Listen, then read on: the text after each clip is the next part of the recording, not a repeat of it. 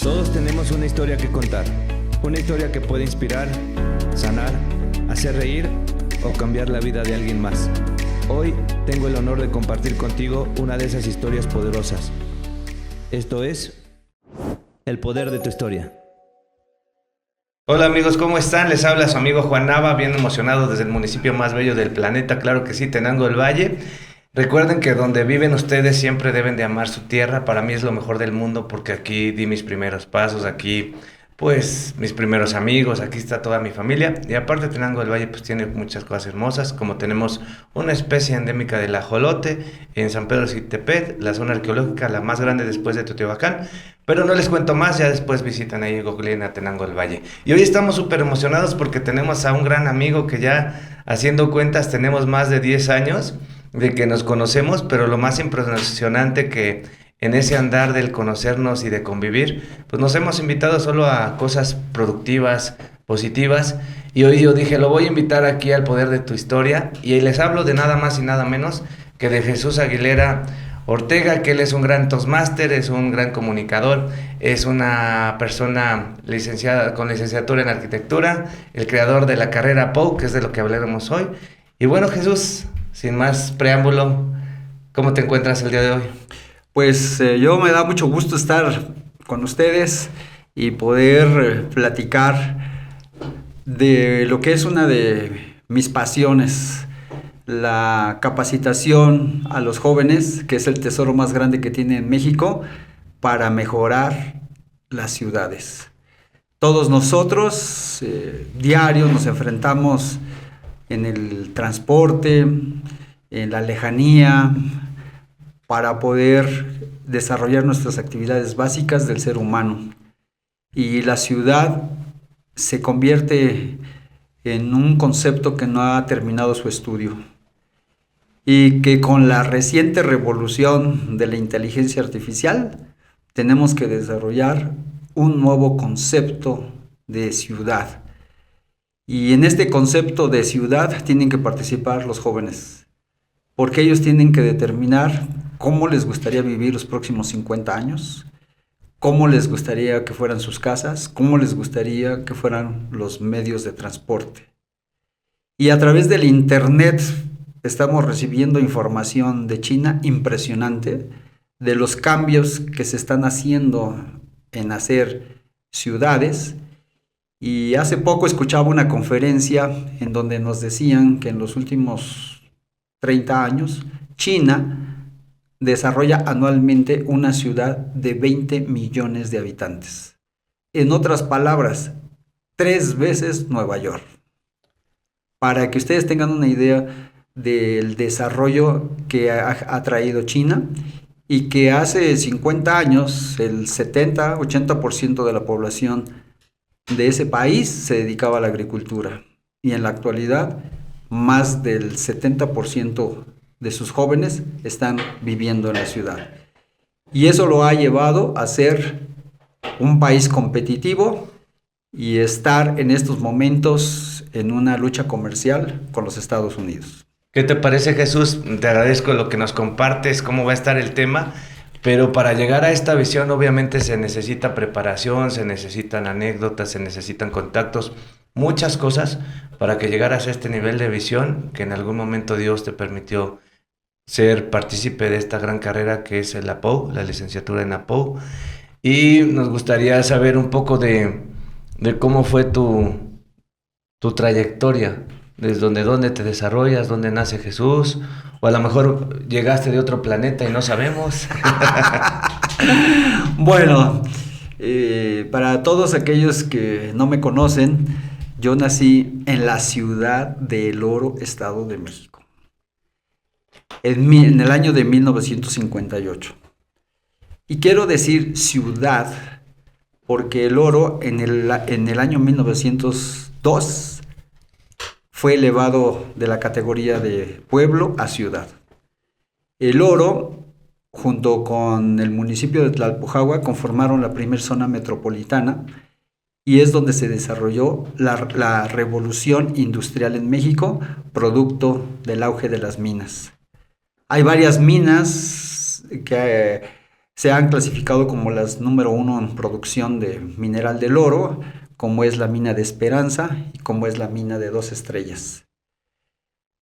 Cuando yo era niño, en el comedor de la casa de mi papá, en el oro, había una fotografía de el tamaño de la ciudad del oro.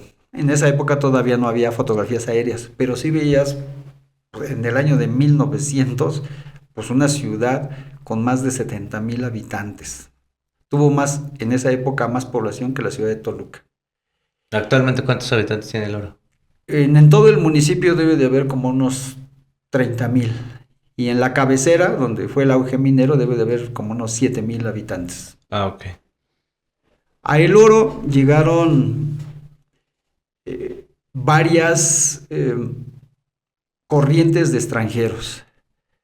En la época de los españoles se desarrolló la primera bonanza y fue cuando se descubrió en el río San Juan que había oro y se inició la explotación con los mazahuas y la tecnología pues fue artesanal.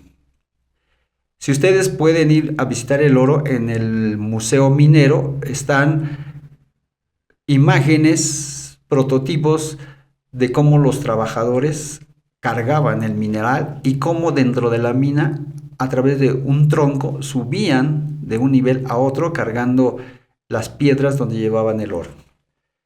Posteriormente, en la época de Porfirio Díaz, se desarrolla la segunda bonanza, pero ya se usa con tecnología. Se utiliza ya la energía eléctrica, aparecen los vehículos, el ferrocarril, y a El Oro llegan personas de todas partes del mundo.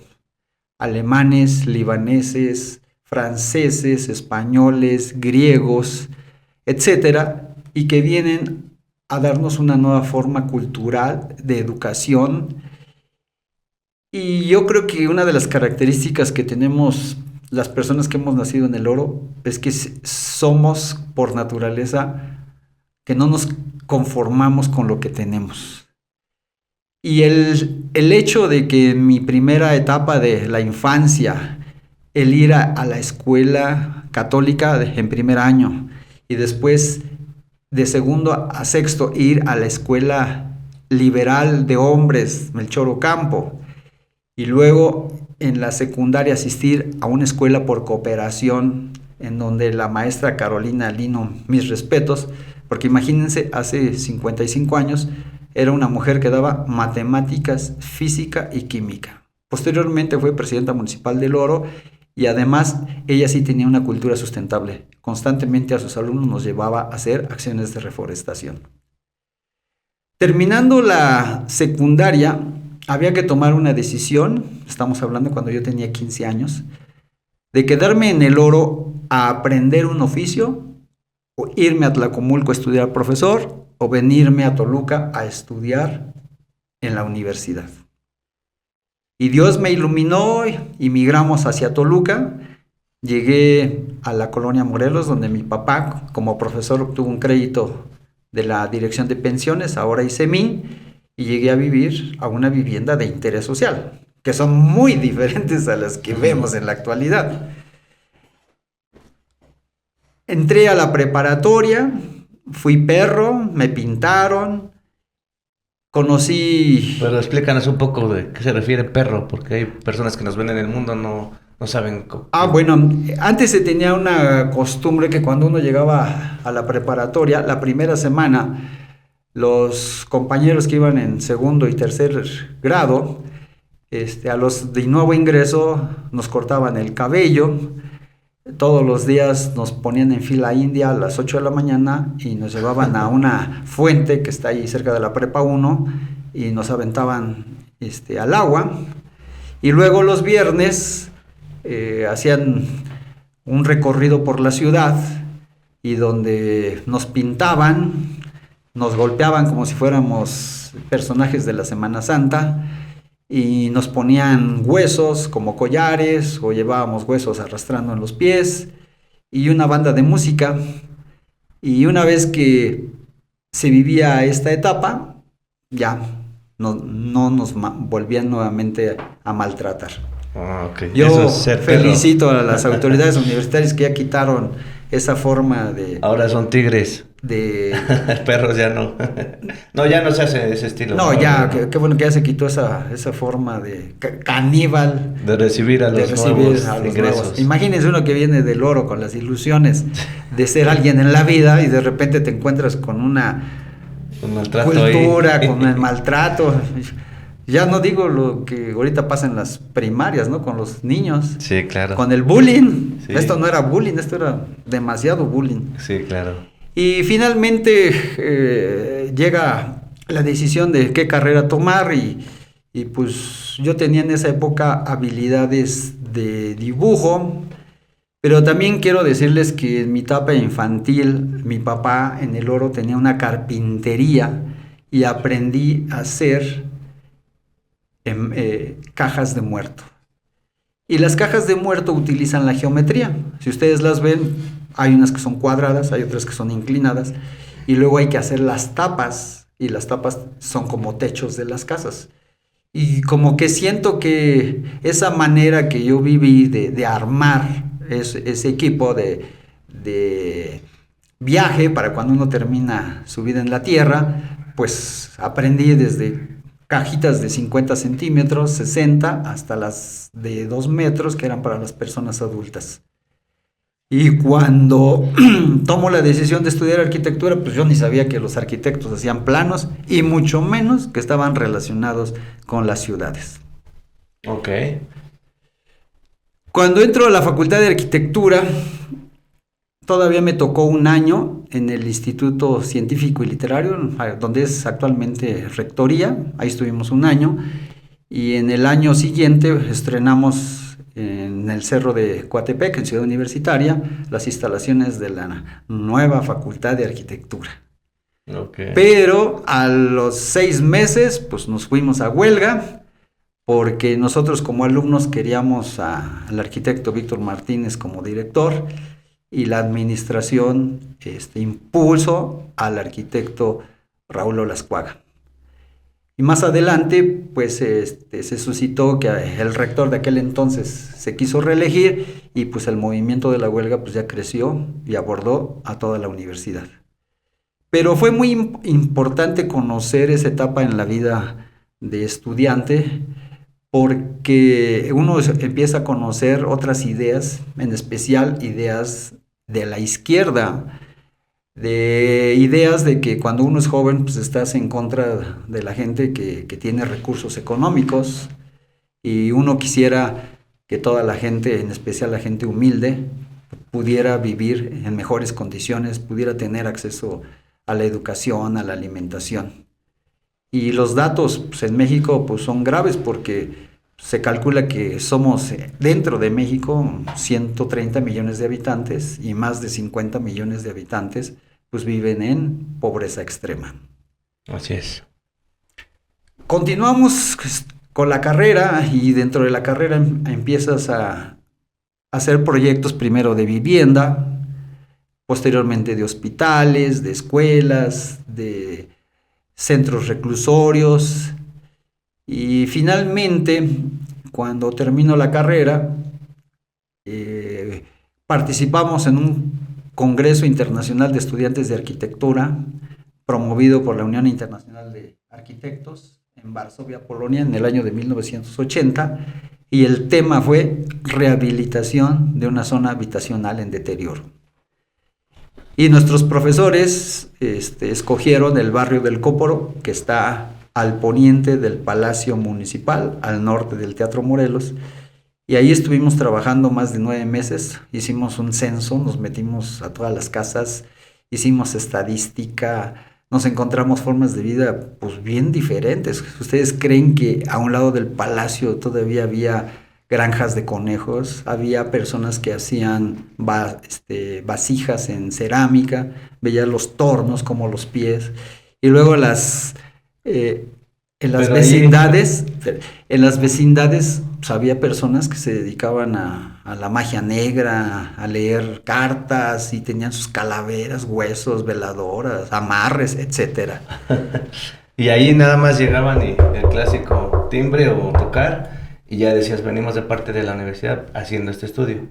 Sí, fíjate que fuimos otros 3 compañeros, Pedro, Salvador, José Ramón y tu servidor, y para nosotros fue muy una vivencia y una experiencia única que hace como un mes estuvimos juntos ahí con unos arquitectos, estudiantes que obtuvieron un reconocimiento en Estados Unidos también de hacer un estudio, y yo les decía que si yo no hubiera tenido esa vivencia de conocer un barrio en deterioro, pues posiblemente pues yo no hubiera más adelante tenido las bases para, junto con el arquitecto Aguiluz, conformar la licenciatura en Administración y Promoción de la Obra Urbana. Terminando mi tesis, pues, y por influencia del arquitecto Marco Antonio Luna Pichardo, entré a la maestría en Planeación Urbana y Regional, y en donde pues sí, estudiamos a fondo los problemas de tipo social de las ciudades, y finalmente pues uno a veces se convierte en socialista, comunista y ateo. Y cuando fui a conocer Cuba, definitivamente dije, no, ese ambiente para la familia o para las personas... ¿Hace no qué es tiempo conociste Cuba? En 1982.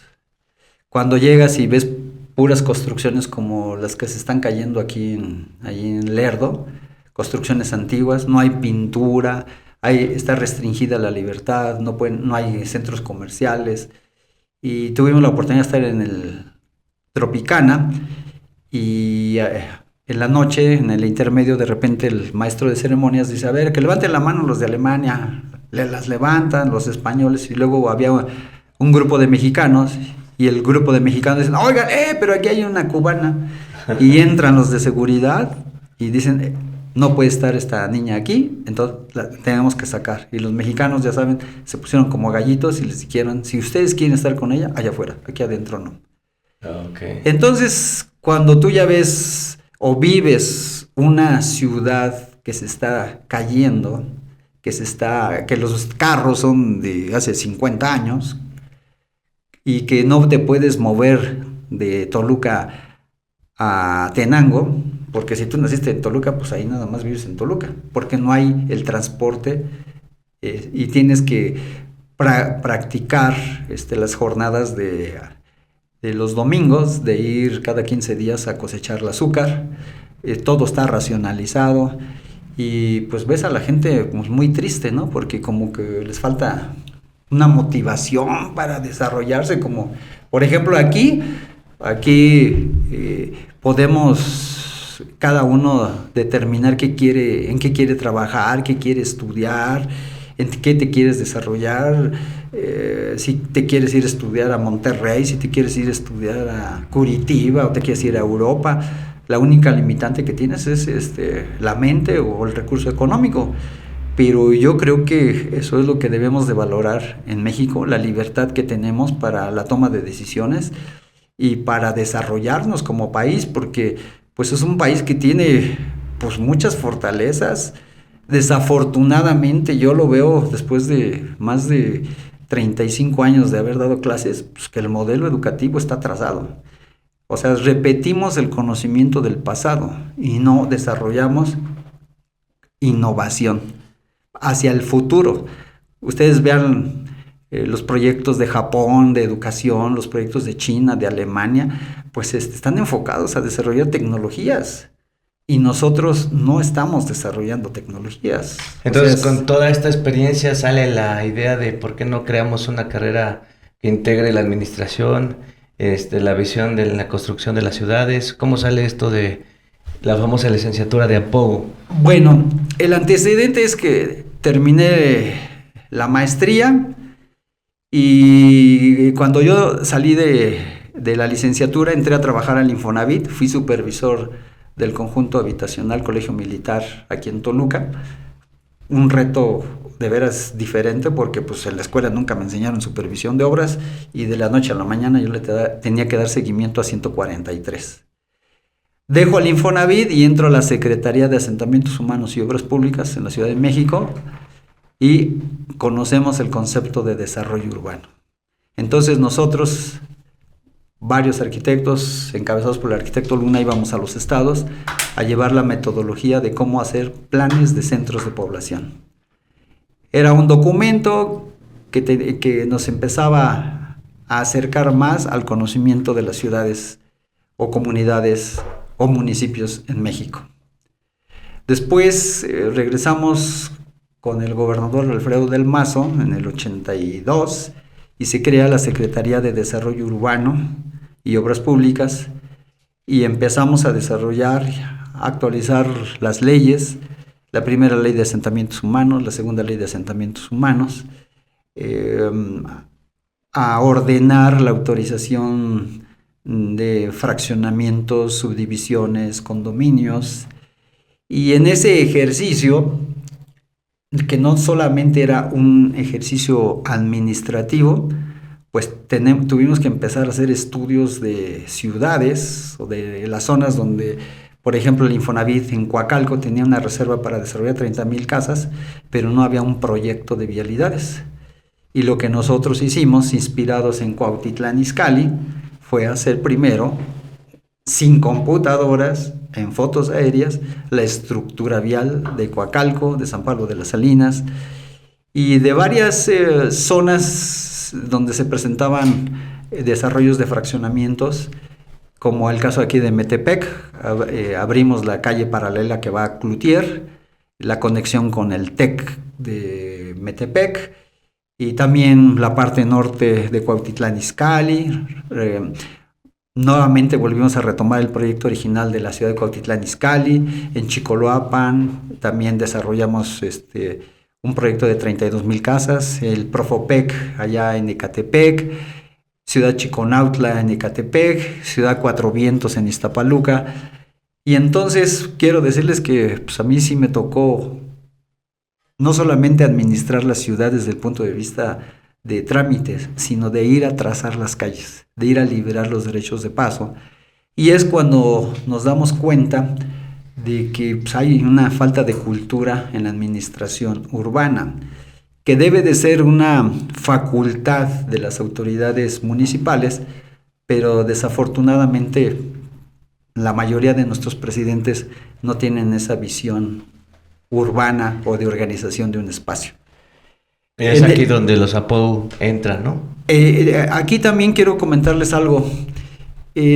Cuando yo di clases en la universidad, un día un grupo de arquitectos fueron a un congreso de arquitectura a Monterrey y de regreso me regalan un video del arquitecto Jaime Lerner que desarrolló la ciudad sustentable de Curitiba en Brasil.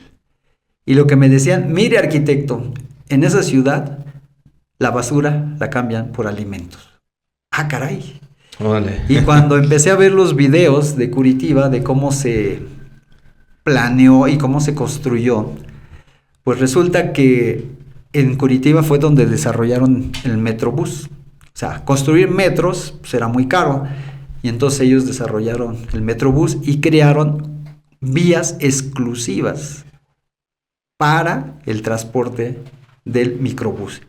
Y la ciudad también crearon varios anillos. Fíjense que en Curitiba hay un anillo de color amarillo que es exclusivamente para transporte urbano para personas con problemas de discapacidad. Es un círculo, digamos como el Paseo Toyocan, y entonces te subes tú a tu camión y el camión te lleva a los diferentes hospitales que hay dentro de la ciudad. Órale.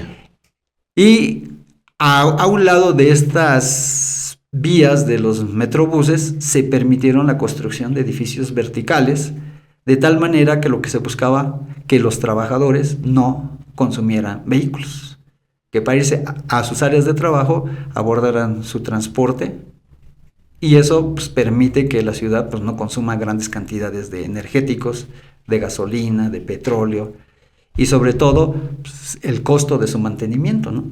Fíjate que ya abordamos parte del tema y no hemos dicho realmente quién es el APOU, en qué año se forma, para ponerlos en contexto, porque si no van a decir, esta parte está bien interesante, pero nos traen con el concepto de APOU y no nos han dicho. ¿Nos podrías ayudar con el concepto que es el APOU?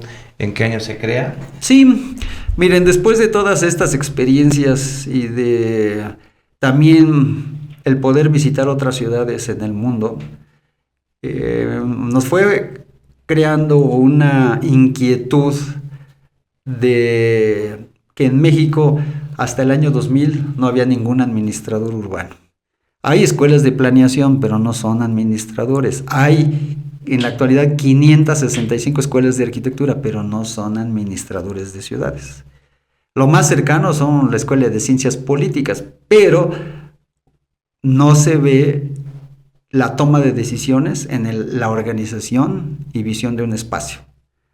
No voy a decir nombres, pero en días pasados estaba yo con un director de desarrollo urbano y me decía, oiga, pues es que nuestro presidente actual, pues, él es dentista.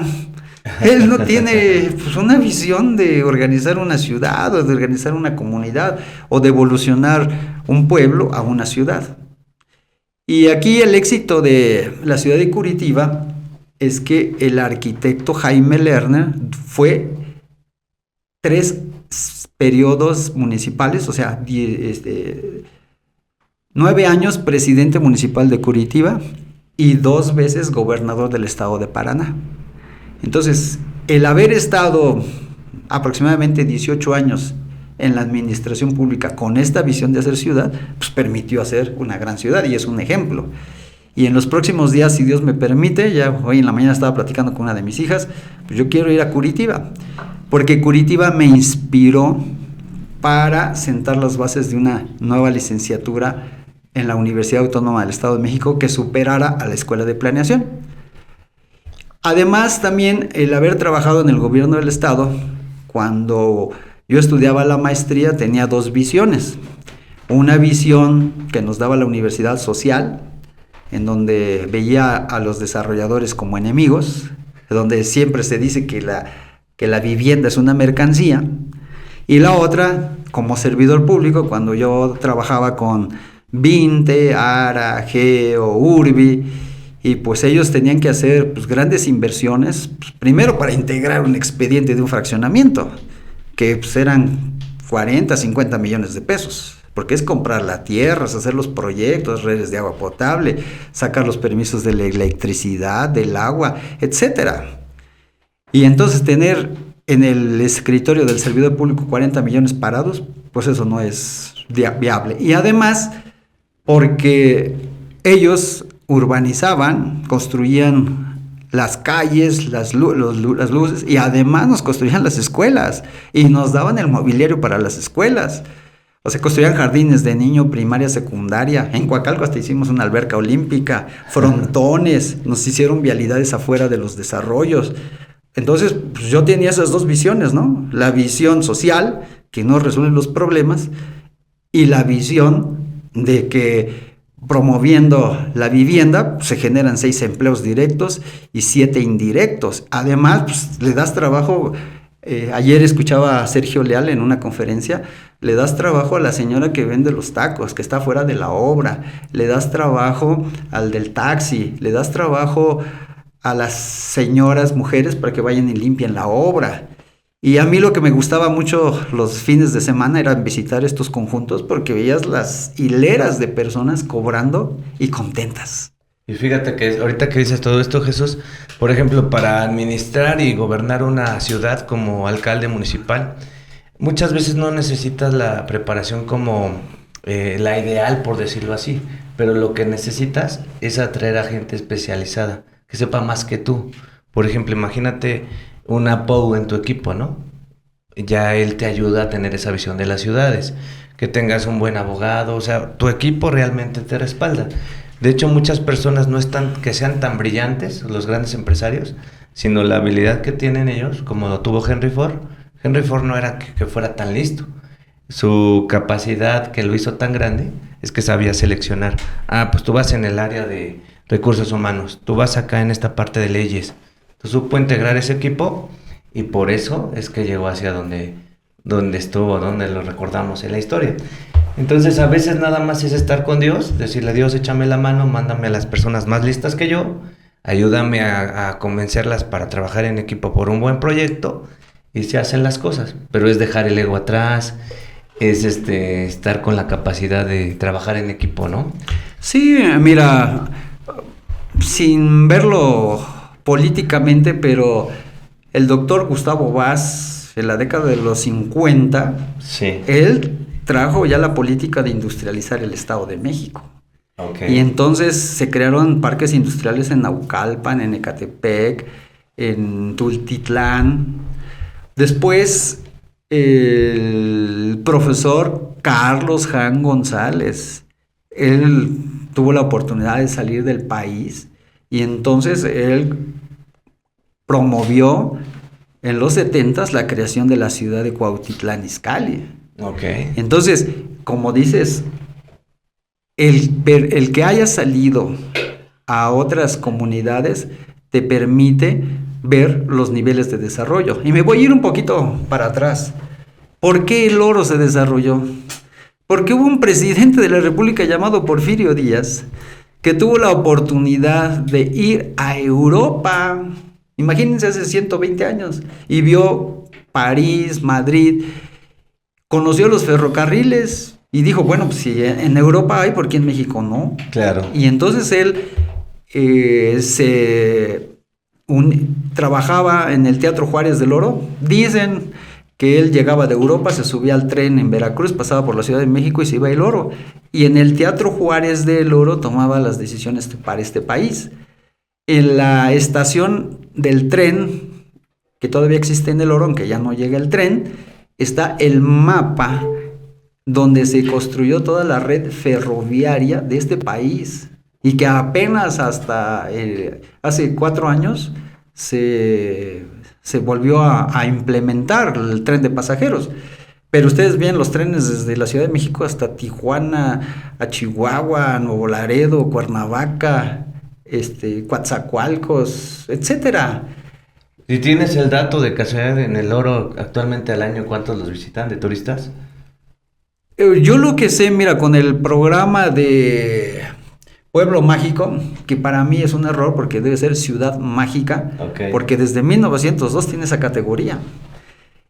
Sí hay visitantes, pero yo creo que hace falta una gran visión de las autoridades anteriores y actuales de lo que debe ser el oro. Tenemos la gallina de los huevos de oro, pero no nos dejamos asesorar, no dejamos que habitantes del oro que hemos salido, que hemos estudiado y que ahora queremos ayudar a el oro, pues simple y sencillamente ni audiencias nos dan.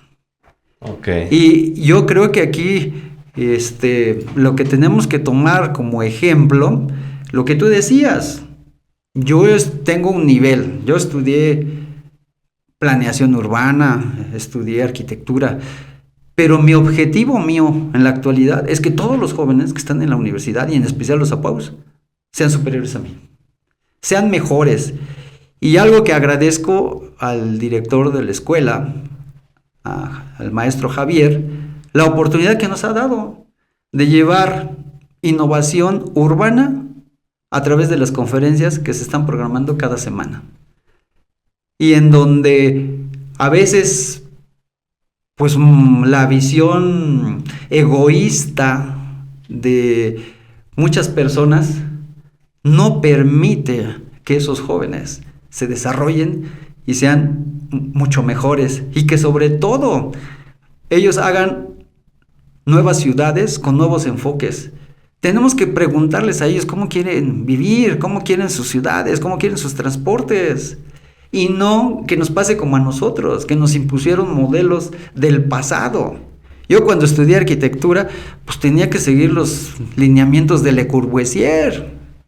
Entonces, o sea, de cómo eran las casas. O sea, las casas de 3 recámaras, sala, cocina, comedor, patio de servicio, no es un modelo mexicano, es un modelo francés. Y que a nosotros en la escuela, pues nos metían en la cabeza. Entonces, ¿el Oro nada más tiene una delegación, 2 delegaciones? ¿Cuántas tiene? ¿De qué? Porque ves que está en la cabecera y sus delegaciones. No, el municipio del Oro tiene su cabecera y tiene 42 comunidades. Ah, ok. Uno de los planteamientos que nosotros estamos impulsando es que se pueda firmar un convenio entre el Ayuntamiento de El Oro y la Universidad Autónoma del Estado de México y otras universidades para hacer los proyectos de ordenamiento territorial de las 42 comunidades donde la mayoría es habitada por gente mazahua. Okay. Y que juntemos los esfuerzos, por ejemplo, de los estudiantes de ingeniería para que ellos nos hagan los proyectos de agua potable y drenaje. De tal manera que cada año, cuando se elabore el presupuesto anual, ya la asignación de recursos por comunidades sea sobre proyectos específicos. Y no como antes pasaba, que le preguntaban a los delegados si nada más pedían pintura para la iglesia o para hacer el acceso a la iglesia, pero pues no veían en una visión más amplia. Tenemos a la licenciatura en planeación, que próximamente se va a llamar licenciatura en urbanismo sustentable. Pues a esos jóvenes hay que llevarlos a las comunidades para que lo que están aprendiendo retomemos, como lo que pasa en Curitiba, en la Escuela de Arquitectura. Allá los arquitectos y los profesores, a los alumnos se les asigna una casa en condiciones que no es adecuada, y el trabajo del semestre es ir a esa casa, a platicar con los que habitan en esa casa y hacerles el proyecto, pero no solamente espacial, sino el proyecto integral, o sea, con materiales, con sistemas constructivos y sobre todo con costos. Claro. Y luego ver si ellos tienen, por ejemplo, alguna prestación social como nosotros del Infonavit, pues puedes utilizar sus recursos que tiene ahí guardados para mejorar su casa. O si estás en el Foviste, o si estás en el ICEMIN. O sea, tenemos que ser más proactivos. O sea, México requiere de innovación. En Europa, la Escuela de Arquitectura ahora se llama Licenciatura de Arquitectura Empresarial. ¿Eso qué trae como consecuencia? La innovación. Y desafortunadamente acá todavía tenemos una enseñanza tradicional, donde nos enseñan todo lo del pasado, pero no nos enseñan para el futuro. Sí, y es que como dices, también la visión, el hecho de salir, no necesariamente de un país, ¿no?, a otro, a veces de otro municipio a otro, la visión cambia, pero sí tienes que interactuar con la gente, pues, local para integrarte un poquito más y saber qué está pasando. Te pongo algunos ejemplos. Tiene poco que fuimos a Puebla, y ahí en Cholula, pues vimos un desarrollo importante con el turismo, y hay un orden vial muy interesante, donde dices, bueno, si Puebla lo puede lograr, pues cualquier parte de México lo puede lograr, pero seguramente en Puebla pues hay gente más capacitada que en otros municipios. Tristemente, también lo que he visto en algunos municipios es que hay gente capacitada, pero muchas veces entran y se llenan de esa flojera, de esa apatía. Tristemente también pasa.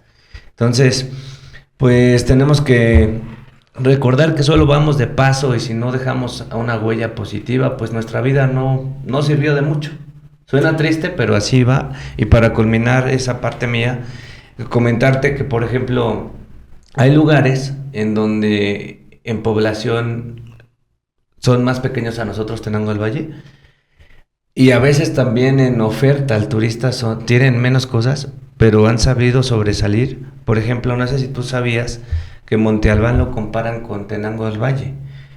Y mucha gente esta información yo la sé de primera mano porque voy constantemente a la zona, o sea, aquí está cerca de mi casa, tu casa, y le pregunto a la gente, oiga, ¿de dónde nos visita? No, pues que de Monterrey. Y no, pues de Puebla, y así varios estados. Pero la mayoría converge de que tenían la curiosidad de conocer Tenango del Valle porque ya habían ido a Oaxaca, a Monte Albán, y que era muy parecido. Y que cuando llegaron acá se dieron cuenta que les gusta más Tenango del Valle que Monte Albán, pero que está más descuidado y que no hay mucha publicidad. Pero ahí te van los números. En Tenango del Valle nos visitan 20,000 al año cuando bien nos va. Y eso está notificado en el cuaderno de que se anotan los turistas. De hecho, Carlos Fuentes nos pasó el dato, es el director actual de la zona. Pero Monte Albán los visitan de 800,000 a 1,000,000 de turistas al año. Entonces, ¿eso qué quiere decir? Que si nos están comparando con esa zona, algo estamos haciendo mal, tanto gobierno, pero también como ciudadanos. Porque te invito ahorita que salgas del podcast, que agarres a 3 personas de Tenango y les preguntes, ¿dónde está la especie endémica de ajolote aquí en Tenango del Valle? Seguramente no te van a contestar, no van a saber. ¿Dónde o cuál es la parte que Gustavo Eiffel diseñó de Tenango del Valle, en una de sus estructuras de Tenango del Valle? Es el kiosco, el techo. No te lo van a saber decir. Que les preguntes, ¿con quién está comparado nuestro Padre Jesús a nivel, es una figura católica? En cuestión de milagros, ¿no? A lo mejor esa puede ser más fácil, porque la mayoría es católica. Pero ¿a qué voy con esto, amigo? Que sí, como tú lo comentas, tenemos que preparar mucho a nuestra gente, hacerlas que amen su comunidad, para que así sobresalgan. Y con esto quiero finalizar. Mucha gente dice que ya han estado en el ayuntamiento, no nada más en este, sino en pasados. Es que no podemos atraer turismo porque no tenemos estacionamientos, no tenemos hoteles. Pero yo soy de la idea que preferiría tener mucha gente diario y sobre la marcha ir resolviendo los problemas. Porque si veo que ya hay gente, pues ahí le digo a un amigo, oye, tú tienes ese terreno, si quieres yo te ayudo con los permisos del estacionamiento. Y hay que hacerlo estacionamiento. Te traigo clientes de la zona para acá y me das una pequeña comisión, ¿no? Ya se incentiva la economía. ¿Sabes qué? Para los hoteles, yo veo que aquí tienes espacio, ¿por qué no construimos arriba y les rentas por día a los turistas? Y se puede resolver, ¿no? Sí, mira, te voy a poner un ejemplo. Gracias. Trascendental en la historia del mundo. Hace 60 años, Dubái era desierto, no había nada. Ok. Sin embargo, el papá del actual ministro, él vio y comentó e instruyó de hacer la mejor ciudad del mundo. Y algo que, a diferencia de México, el primer ministro, su trabajo principal es generar proyectos de inversión. O sea, su trabajo como primer ministro de Emiratos Árabes Unidos, y él impulsó una política de liderazgo para los jóvenes. Y a los jóvenes no les regala el dinero. A los que tienen talento los manda a conocer las mejores experiencias que hay en el mundo. De todo. De agua, de drenaje, de edificios, de museos, de planeación de ciudades. Y lo que es impresionante, tú vas a Dubái y ves construcción de edificios, edificios, edificios. Tuve la oportunidad de ir al Museo del Planeamiento Urbano en Shanghái. Es una ciudad de 30 millones de habitantes. China. Uh-huh. La semana pasada vi un video del puerto más grande del mundo, porque tiene como 12 lugares donde pueden atracar barcos en aguas profundas. Trabaja las 24 horas, los 365 días del año. Es impresionante. Entonces, hay un video de Dubái que yo lo recomiendo que lo veamos, porque te dice cómo un pueblo con falta de mucha cultura, la visión que tuvo el antecedente del primer ministro actual, y el primer ministro actual tuvo la oportunidad de estudiar en Inglaterra, regresa y empieza a desarrollar toda la infraestructura. O sea, él no se está esperando como aquí esa visión. Pues es que yo no traigo a los turistas porque aquí no hay hoteles. No. Él ya identificó cuáles son sus potencialidades. O sea, ya hizo un análisis FODA. ¿Cuáles son mis fortalezas? ¿Cuáles son mis oportunidades? ¿Qué le ofrezco a las habitantes de Dubái? Y resulta que el 60% de habitantes de Dubái son extranjeros, son migrantes de Pakistán, de la India. Pero lo que tú ves ahí es un desarrollo económico impresionante, y que ahora ya no solamente dependen del petróleo, están desarrollando el turismo.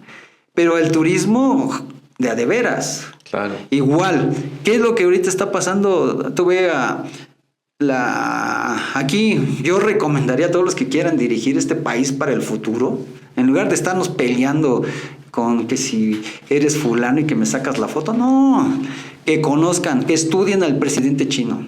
Mis hijas han estudiado al presidente chino. Él tiene maestría en finanzas y tiene maestría o doctorado en sustentabilidad. Okay. Si tú estudias también al primer ministro de Dubái, pues te va a dar una idea. Y ahorita la gran oportunidad que tenemos, no ahorita, ya de hace varios años, nada más que aquí en México vamos atrasados, la inteligencia artificial. Así es. Con la inteligencia artificial todo se va a modificar. Lo que ahorita tenemos de ciudades, todo eso se va a modificar. Todo. Y se los comento porque hace un mes tuve la oportunidad de estar en el Congreso Nacional de Inteligencia Artificial. ¿Cuál es el reto que viene? El estudio y la capacitación. Todas las universidades públicas y privadas de México tienen que actualizar sus planes de estudio en un periodo no máximo de 1 año para incorporar la inteligencia artificial, la tecnología. Imagínate tú como dentista, yo como arquitecto, ella como diseñadora gráfica. O sea, la manera de hacer las cosas va a cambiar radicalmente. Y los profesores responsables en las universidades tenemos que ya estar en cursos de inteligencia artificial. Por ejemplo, No es para espantarse. Esto es una gran oportunidad.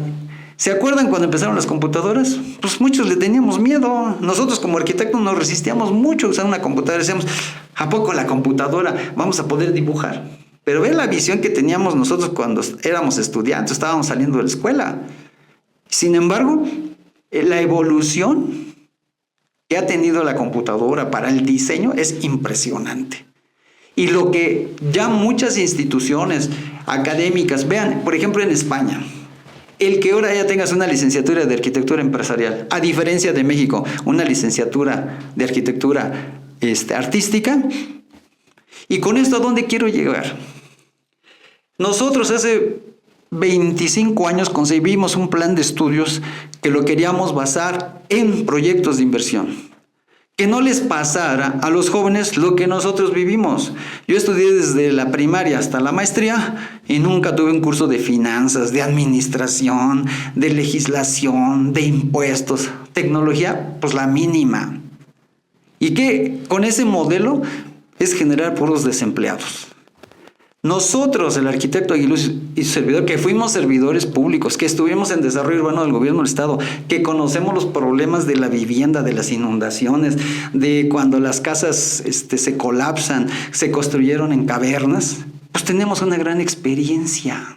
Y es lo que nosotros queremos dejar como huella para las futuras generaciones. Y es a donde invitamos a todos los profesores, sean de APAU, de arquitectura, a abrir nuestras mentes, tener una visión positiva y construir la mejor licenciatura de la UAMX. La licenciatura en Administración y Promoción de la Obra Urbana. Es la única que cumple con el concepto de universalidad.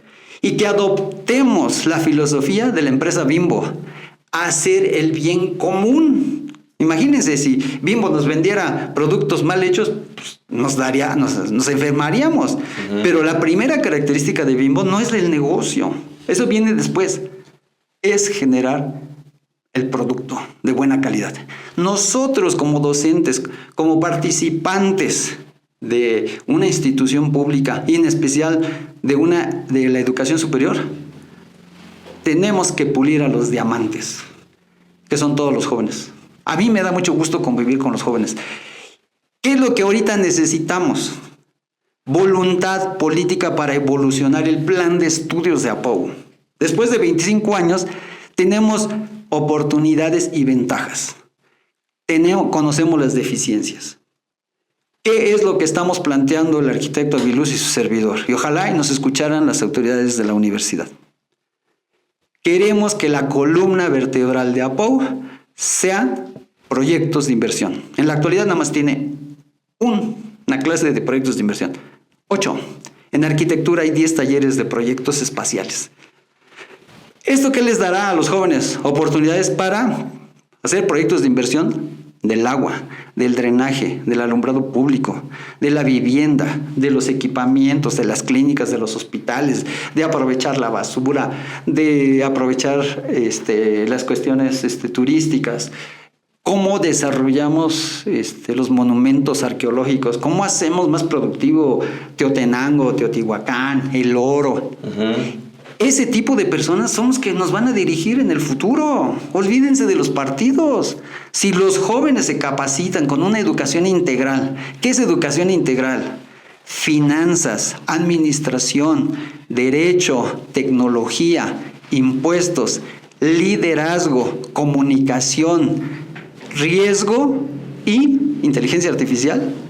Nuestra forma de ser de México para los próximos 40 años, vamos a ser no un país del 13º lugar en economía, podemos estar en los primeros 5, pero se necesita que desde la punta de la cabeza tengan esa visión. Así es. Si no hay esa visión, pues tu anhelo de ver a Tenango como una ciudad próspera, dinámica, es como nosotros. ¿Nosotros qué queremos ver? Por ejemplo, yo que vivo en Calimaya, que soy del Oro, quiero ciudades, pero no ciudades de 50, 60 millones de habitantes, no, ciudades que beneficien a todos sus habitantes. Que le preguntemos a cada uno de los habitantes, ¿qué quieres ser?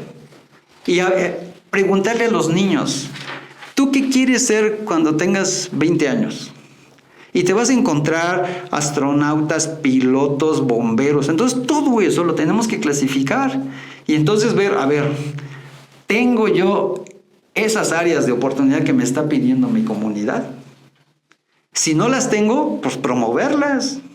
O la otra también, ¿no, amigo? O sea, de alguna forma, como tú dices, irles preguntando a los niños, ¿no? Y adolescentes, ¿qué te gustaría hacer? Pero también hay adultos jóvenes que ya terminaron su profesión, pero tienen otras habilidades. Por ejemplo, es mi caso. Yo soy odontólogo, pero también a la par me preparé en finanzas. Tengo un diplomado de cómo volver franquicia un negocio, registro de marcas, hablo en público. O sea, también preguntarle a los jóvenes, o sea, si estudiaste eso, pero realmente ¿qué te apasiona a ti? Porque puede haber una que estudia comunicación, decir, bueno, es que a mí lo que realmente me apasiona es servir a la iglesia, ¿no? Y es válido, ¿no? Pues allí es donde yo también planteé un nuevo reto, romper el paradigma. Exacto. ¿Les han preguntado a los jóvenes por qué no van a la iglesia? Porque exactamente, porque yo desde niño, desde hace 67 años, el modelo es el mismo. Así es. Sin embargo, ya hay otras formas de poder tener y entender la existencia, providencia de Dios. Te voy a poner otro ejemplo. Nosotros los jubilados hemos ido a la universidad a decirles, señores, aprovechen nuestra experiencia, ya no les costamos, denos la oportunidad de venir a platicar con los jóvenes, de platicarles parte de nuestra praxis, pero lo más importante, ¿qué vemos para el futuro? Claro. ¿En qué áreas se deben de especializar? Y no tenemos eco.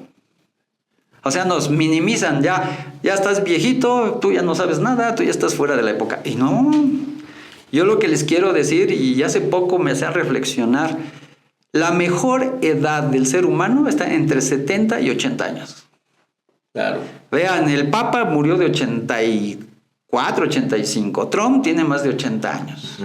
Entonces, cuando tu experiencia y tu visión de vida te permiten escuchar, vean ahorita el problema de México, no nos quieren escuchar, no quieren dialogar, no tienen liderazgo, quieren imposición. Lo que yo digo es lo que se tiene que aplicar y así no es. Yo fui maestro de la universidad.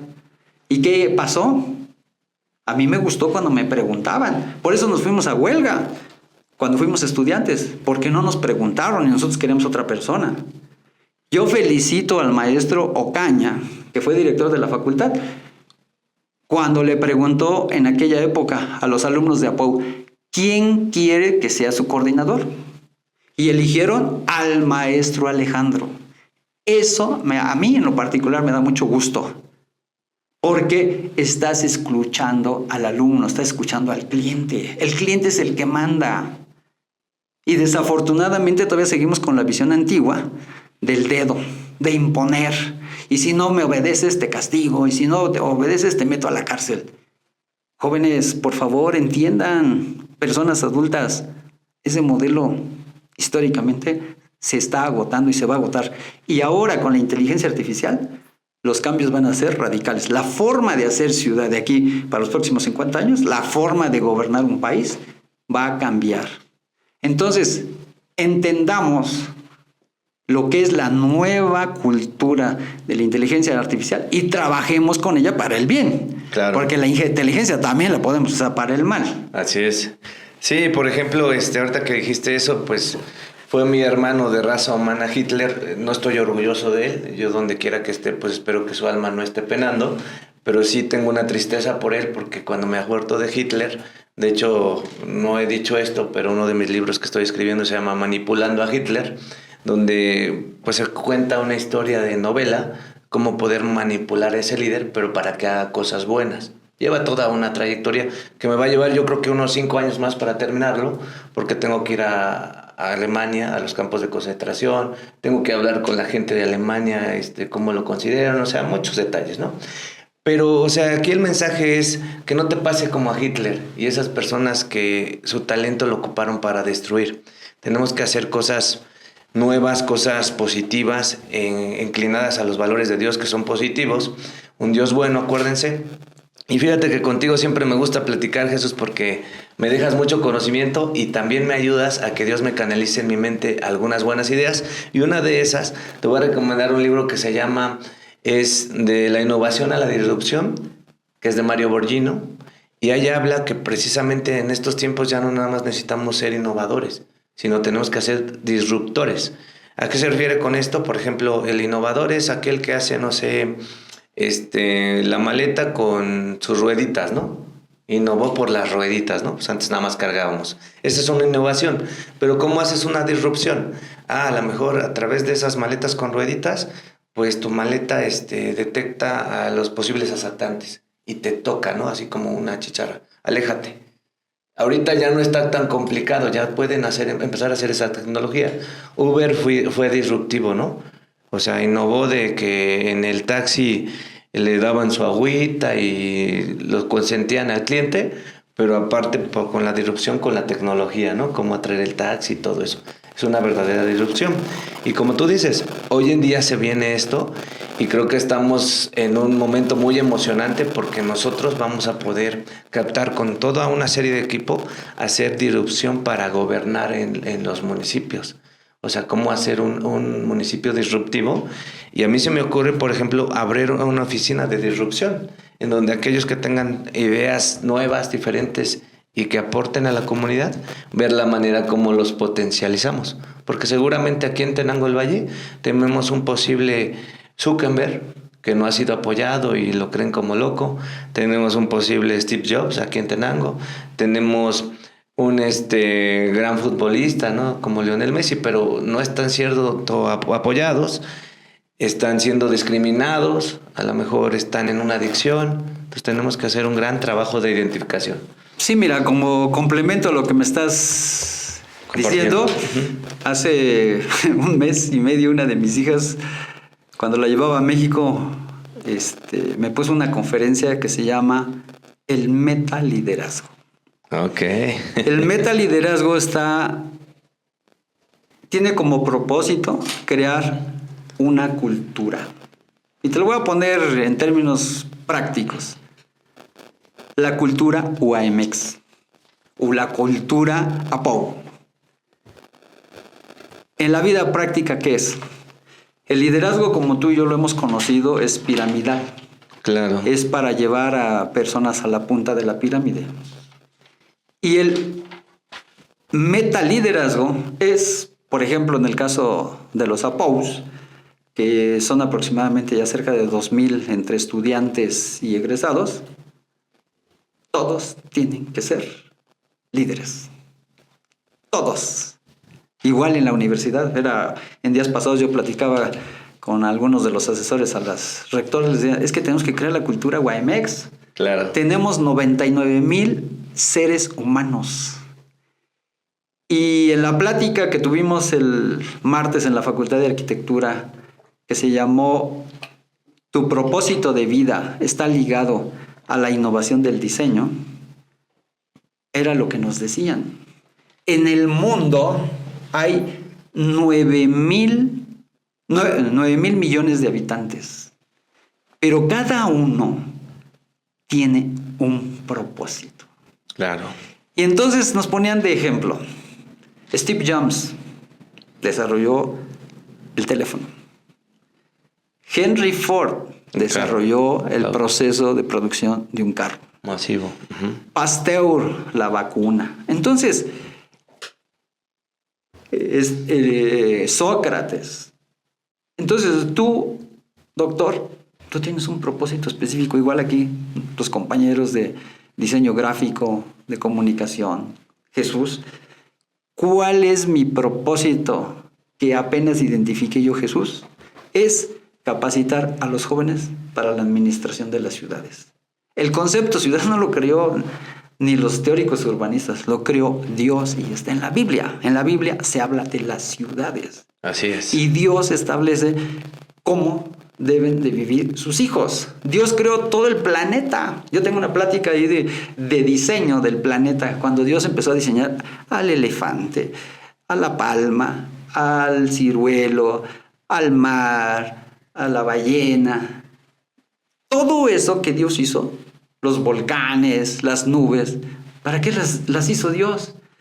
Para sus hijos, para que cuando estás en el planeta Tierra, tú puedas vivir de la mejor manera, pero con pensamientos positivos.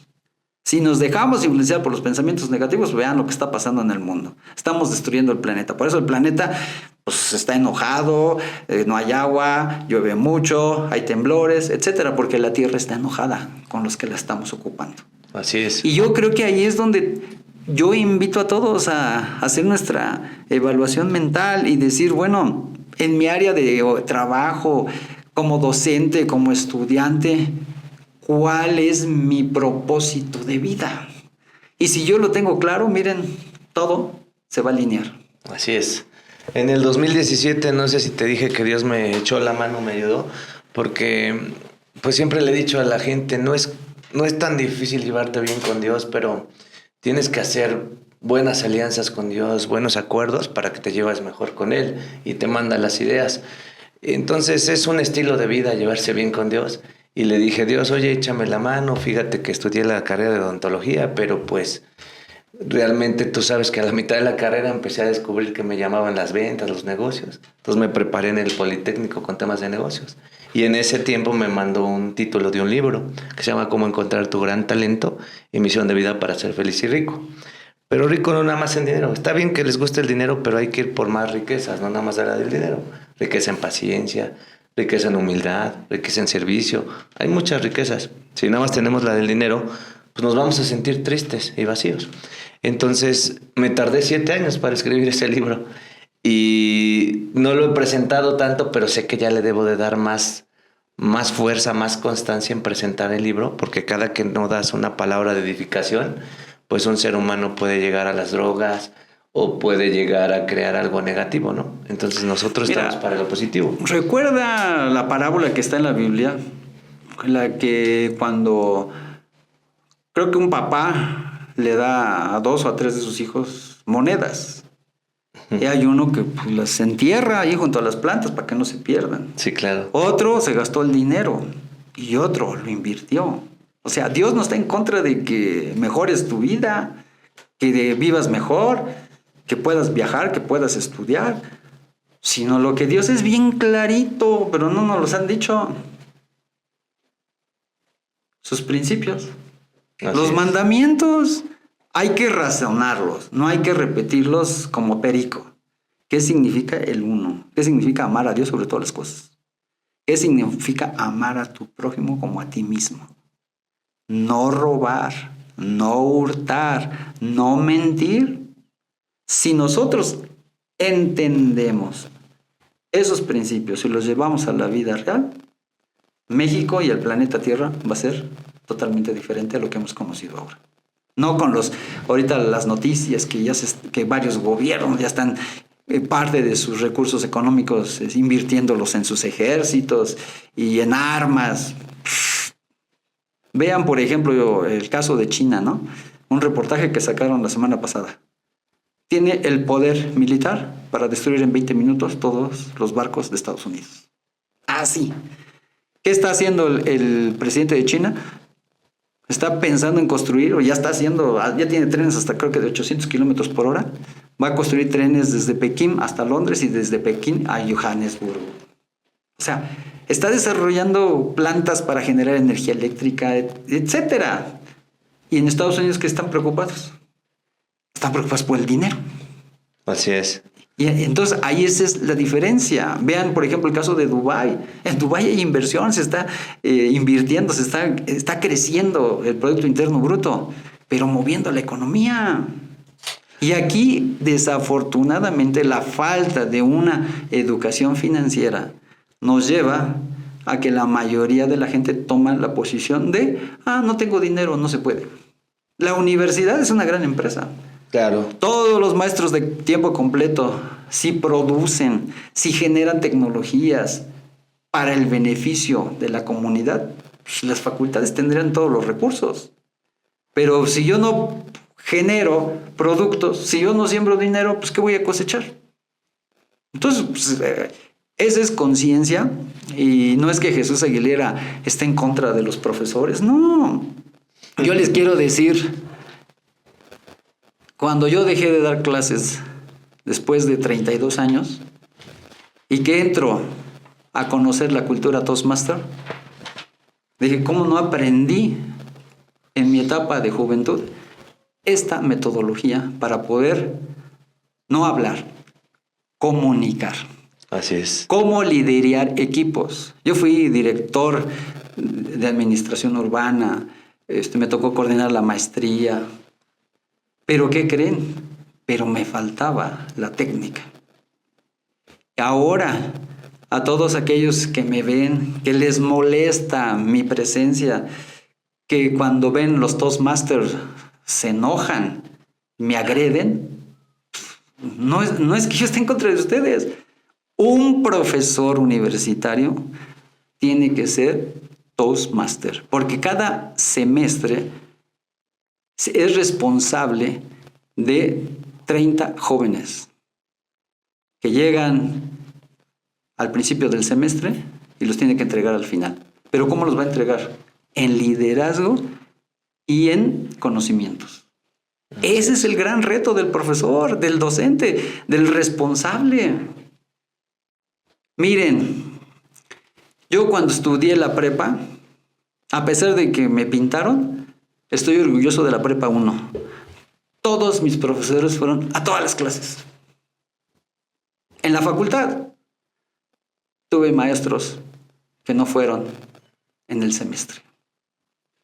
Pero esos maestros no valoraron el esfuerzo de las personas que están atrás de cada alumno. Nosotros no sabemos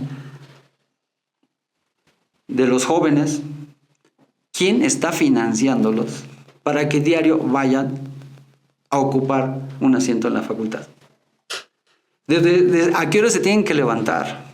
Hay jóvenes que antes de llegar a las 7 de la mañana se tuvieron que levantar a las 3, 4 de la mañana porque sus lugares de donde viven a donde estudian son más de 2 horas. A mí me tocó con mis hijas. A las 5 de la mañana tenían que tomar su camión aquí en Comonfort y a las 7 entraban en la facultad.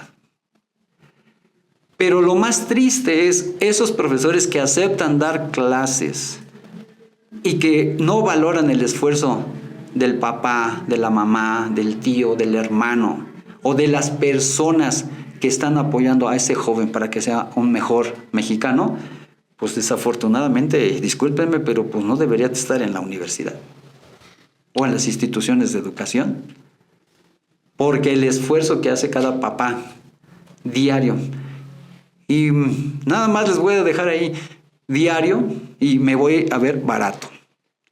un día para un joven cuesta más de 500 pesos. El transportarse, el dormir, el tener gas, el usar una computadora, el tóner, el comer, etcétera. Y me estoy yendo barato. 500 pesos diarios. Entonces, por favor, seamos conscientes y trabajemos con una visión positiva y con entusiasmo. México en estos momentos y para el futuro requiere voluntad positiva para hacer de este país un país grande, para hacer Tenango grande, para hacer Calimaya grande, para hacer el Estado de México grande y para hacer la República Mexicana grande y exitosa y con prosperidad. Que esos 50 millones de habitantes que constantemente nos escuchan en los discursos que ya se disminuyó la pobreza y X, Y, Z, no, señores, eso es bien fácil. Si los capacitamos, la gente va a vivir mucho mejor. Yo anduve en el programa de las comunidades. ¿Qué me decía la gente? No me regale dinero. Mire, nosotros producimos fresas en Villa Guerrero. Ayúdenos a que nos capaciten para ponerlas como la Herdes en bases de cristal y poderla vender en centros comerciales. Eso es lo que busca la gente. Entonces, hay que platicar y que no nos dé miedo o no nos inconformemos pues, cuando la gente piensa diferente a nosotros. ¿Qué decía Marx o Engels? Cuando hay dos pensamientos diferentes y conversan, se encuentra la luz al fondo del camino. Es lo que tenemos que hacer. Claro. No estarnos confrontando y diciendo pues puras cosas que pues escuchamos todos los días en las noticias de nuestros representantes de la comunidad y pues... Aparte, lo que tenemos que implementar hoy en día también, Jesús, es el principio de Arquímedes que te comentaba, que es el apalancamiento. Denme un punto de apoyo, moveré el mundo, así decía él.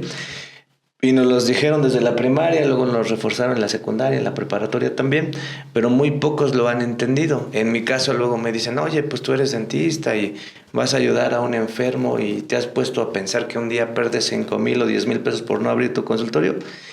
Y no les explico a todos, pero uno que otro le he dicho, le digo, ¿te has puesto a pensar cuánto vale la riqueza de amor al prójimo? ¿Y cuánto se paga?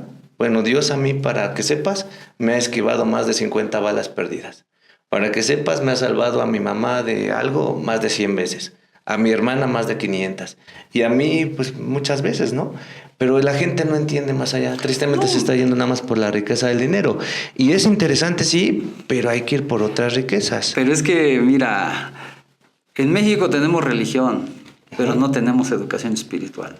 Claro, es diferente. Y dentro de las variables que hace rato comentaba yo del mercado laboral, ahora se llama educación espiritual. Así es. Y la educación espiritual tiene un principio. Dios ayuda al dador alegre. Así es. Lo que tú estás haciendo de ir a resolver una necesidad que los humanos la hemos sentido el día que nos duele un diente, o localizando al dentista porque no puedo dormir toda la noche, yo no voy a estar así toda la noche. Y la labor que haces de ayudar al prójimo, Dios te la recompensa 7 veces más. Exacto. O sea, pero cuando yo nada más mi pensamiento está en la bolsa de valores, en los CETES, en las tasas de inversión, o sea, cuando nada más mi vida depende de eso, pues finalmente pues me voy a volver vano y amargado, porque no voy a poder vivir. En cambio, es, por ejemplo, como a mí me dicen,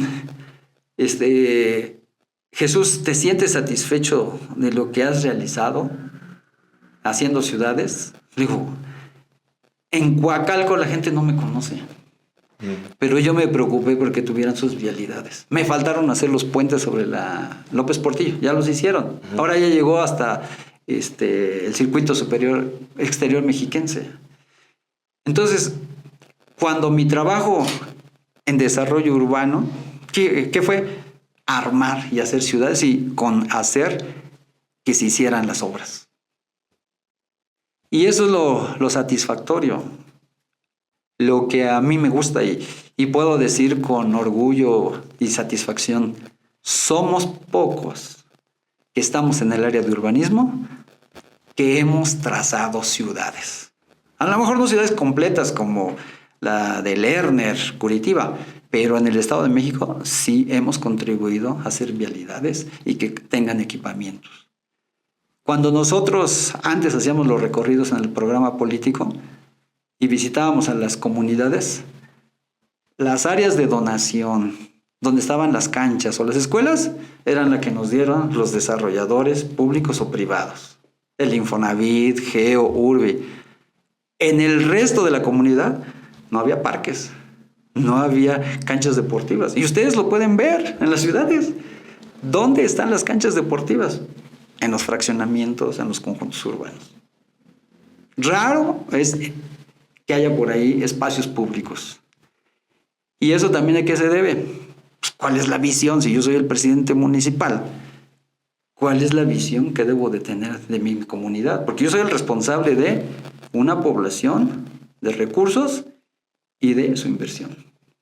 Claro, y aquí retomando nuevamente el principio del apalancamiento, si a nosotros actualmente nos visitan 20,000 al año en Tenango del Valle cuando bien nos va, y 10,000 cuando no nos va tan bien, lo que tenemos que hacer es, el principio del apalancamiento es lograr con menos más. Ahí está el gato hidráulico con el que levantas un coche nada más moviendo de esta manera ahí el aparato dándole vueltas y sube, y si no hicieras eso necesitarías como unos 15 hombres a lo mejor para alzarlo bien, ¿no? Como cambiar la llanta.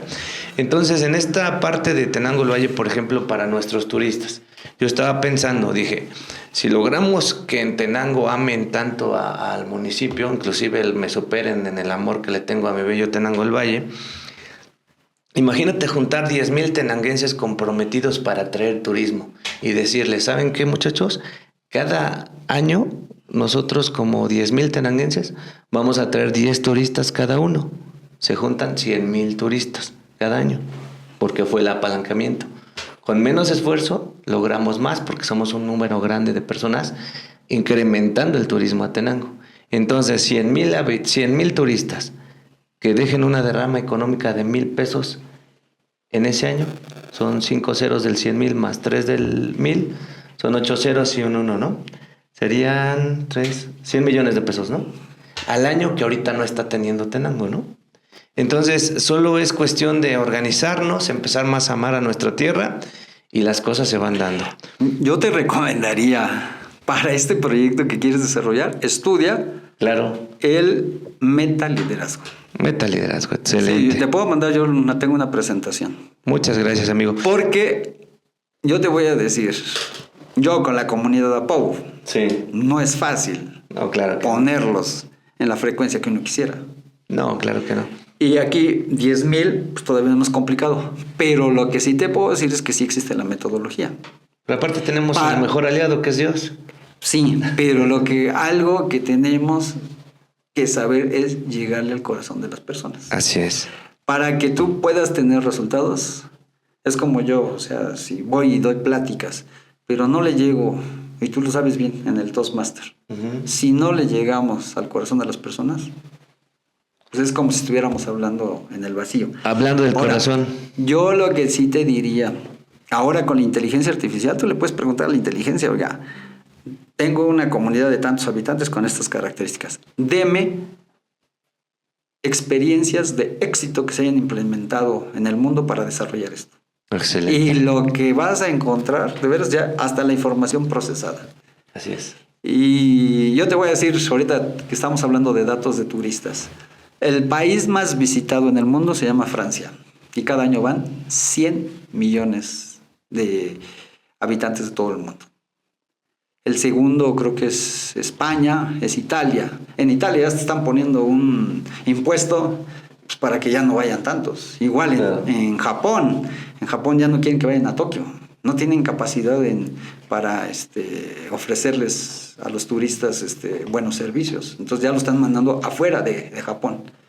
Entonces yo creo hay muchas experiencias, hay que estudiarlas. Claro. Y sobre todo, por ejemplo, si tú quieres desarrollar una tecnología de ese tipo, pues necesitamos que haya pues, una escuela de turismo.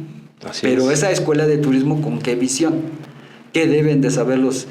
En el Oro tenemos escuela de turismo. Pero quién sabe qué le están enseñando de la Universidad Mexiquense del Bicentenario. Porque el oro está catalogado también como un pueblo mágico, pero si el turismo no está ligado a proyectos de inversión, pues finalmente son sentimientos humanos que uno quisiera. Es como yo, si yo no puedo lograr la voluntad política de la presidenta municipal y de su cabildo para el proyecto que estamos nosotros visualizando, pues simple y sencillamente son ideas y nos tratan como locos. Claro. Porque así, pero dice Dios, cuando las personas te digan que estás loco, es que tú ya estás en el camino. ¿Te acuerdas cuando David, no? Se burlaban de él. ¿Cómo vas a vencer a Goliat si está súper grande, está súper fuerte?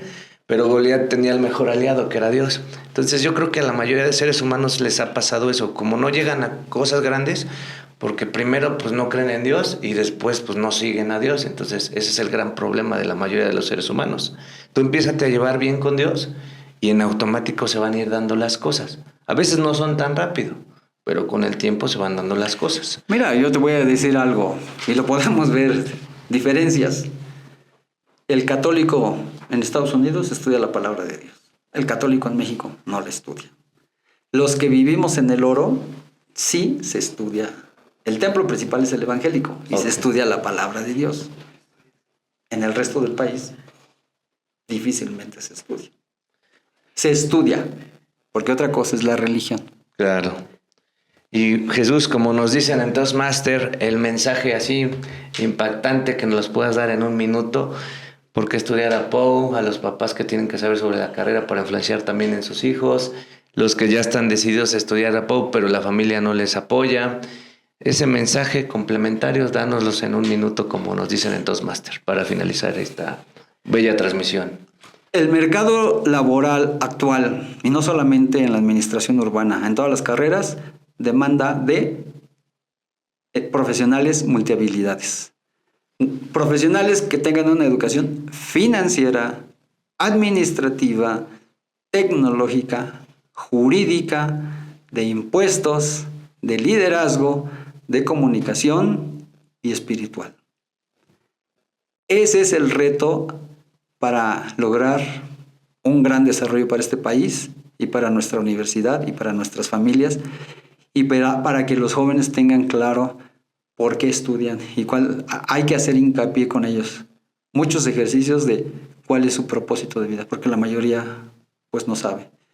Y es muy triste, y se los digo como estudiosos de la cultura de Toastmaster, que va uno a las universidades y cuando hay conferencias y se les pregunta a los asistentes si tienen alguna duda, la mayoría no habla o se salen del auditorio. O cuando van a solicitar, y a mí me pasó que iban jóvenes, oiga, queremos hacer nuestro servicio social o prácticas profesionales. ¿Qué sabes hacer? No, pues yo sé hacer de todo. No, pues aquí no hay de todo. Entonces, tenemos que ubicarlos y ese es el gran reto que tenemos los papás, los servidores públicos, los docentes, los coordinadores de equipos. Tener claro hacia dónde queremos llevar a las personas, como tú. Y a mí me da gusto que tengas esa inquietud de llevar a Tenango a otro nivel de vida. Pero sí necesitamos el apoyo y voluntad de muchas personas, porque uno solito, pues dice como nos ponían el ejemplo del lápiz, ¿no? Un lápiz solito se rompe rápido, pero 10 lápices ya no se pueden romper. Así es, pues muchas gracias amigo Jesús por estar acá. Nosotros sabemos que eres una persona pues muy ocupada, también con muchos contactos que te invitan aquí y allá, y agradecemos que nos hayas dado este recurso tan valioso que es el tiempo.